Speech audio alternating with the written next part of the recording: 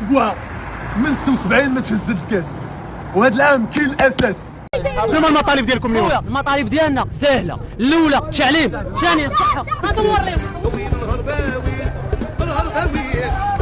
الله ينصر سيدنا ويشافيه ويخلي لنا تاج فوق الراس مع القجع والركراكي. انتظر عندك يا بونو، الهدف الثاني.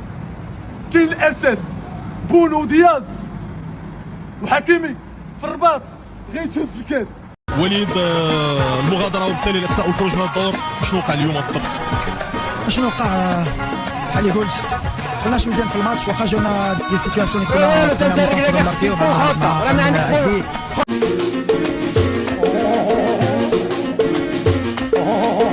ديروا ابينو